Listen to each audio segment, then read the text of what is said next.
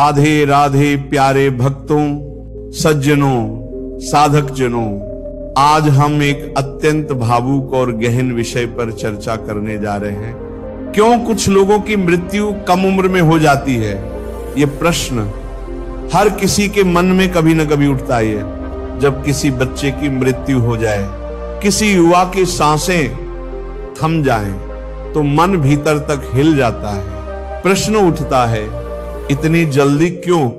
इतना अच्छा बच्चा था, इतना होनहार था, फिर भी चला गया। परंतु प्यारे भक्तों, इस संसार में कुछ भी बिना कारण नहीं होता।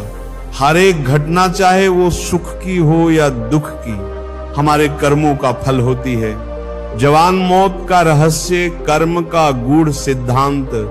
बेटा, आपको एक बात गांठ बांध लेनी चाहिए, कोई भी जल्दी नहीं मरता और कोई भी देर से नहीं मरता।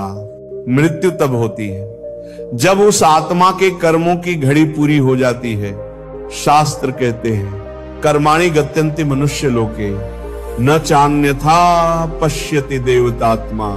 अर्थात इस मनुष्य लोक में जो भी होता है वह केवल कर्मों के आधार पर होता है। कुछ लोग पिछले जन्मों में ऐसे कर्म करके आते हैं जिनका फल उन्हें इस जन्म में जल्दी मृत्यु के रूप में भोगना होता है।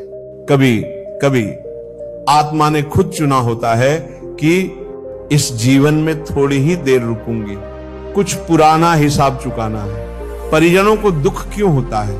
अब प्रश्न ये उठता है, अगर आत्मा का कर्म था तो बाकी परिवार क्यों रोता है? उन्हें इतना कष्ट क्यों? तो सुनो, ये भी कर्म बंधन है। प्यारे भक्तों, कई बार किसी ने अपने जन्म में किसी को बहुत कष्ट दिया होता है।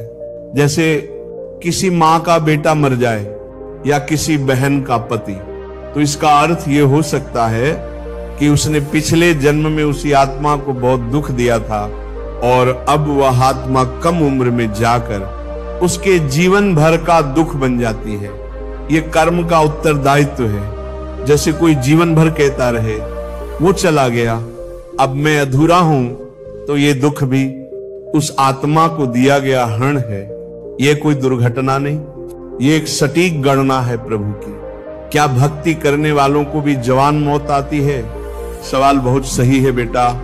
देखो, जो सच्चे भक्त होते हैं उनका जन्म और मृत्यु दोनों ही प्रभु की योजना का हिस्सा होते हैं। यदि कोई बच्चा भगवान का भक्त था और छोटी उम्र में चला गया, तो इसका अर्थ ये नहीं, बल्कि उसका जन्म ही किसी उद्देश्य से हुआ था। वो कार्य पूर्ण होते ही वो आत्मा चली जाती है। जैसे मीराबाई, प्रहलाद, ध्रुव, क्या ये सभी उम्र से लंबा जीवन जिए? नहीं, पर उन्होंने जीवन में प्रभु को पा लिया। भक्त मरते नहीं बेटा, वो केवल शरीर छोड़ते हैं और सीधे प्रभु की गोद में चले जाते हैं। हमें क्या समझना चाहिए? अब सवाल यह है कि जब हमारे घर में कोई जल्दी चला जाए तो हम क्या करें? पहली बात, अति शोक न करें। भगवत गीता में भगवान श्री कृष्ण कहते हैं, जातस्य ही ध्रुवो मृत्यु। जिसका जन्म हुआ है उसकी मृत्यु निश्चित है। जो आया है वो जाएगा ही। आपका शोक आत्मा की गति को रोकता है। जितना अधिक रोगे उतना वह आत्मा बंध जाएगी मोह में। दूसरी बात, उसके नाम से भजन, भागवत, सेवा करें, वो आत्मा ऊपर जा रही है। उसे चाहिए आपकी भक्ति की शक्ति। आप रोकर नहीं, नाम जप करके उसकी मदद कर सकते हो। तीसरी बात, अपने जीवन को जागृत करें। किसी की मृत्यु हमारे जीवन की आंख खोलने के लिए होती है। उसके जाने के बाद आप प्रभु से जुड़ जाएं, यही सच्ची श्रद्धांजलि है। भक्ति ही वह शक्ति है जो कर्मों को काट सकती है। बेटा, कर्मों की गणना इतनी सूक्ष्म होती है कि हम सोच भी नहीं सकते, परंतु एक उपाय है जो इस चक्र से मुक्त कर सकता है। नाम जप आप सुबह से शाम तक हरे कृष्ण कृष्ण कृष्ण हरे हरे, हरे राम राम राम हरे हरे का जप करते रहो, तो कोई भी काल आपको छू नहीं सकता। जो हरि का नाम लेता है उसकी मृत्यु अकाल नहीं होती, वह महाकाल की गोद में चला जाता है। निष्कर्ष प्यारे भक्तों, जवान मौत कोई रहस्य नहीं है। यह पूर्व जन्मों का, वर्तमान के कर्मों का और प्रभु की इच्छा का परिणाम है।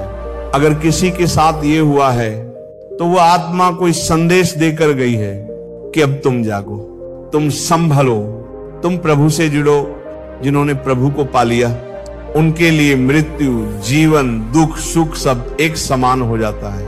प्रेमी आत्माओं, आज से एक संकल्प लीजिए, अगर किसी प्रिय की मृत्यु हो चुकी है तो उन्हें श्रद्धांजलि देने का सबसे बड़ा माध्यम है हरि नाम।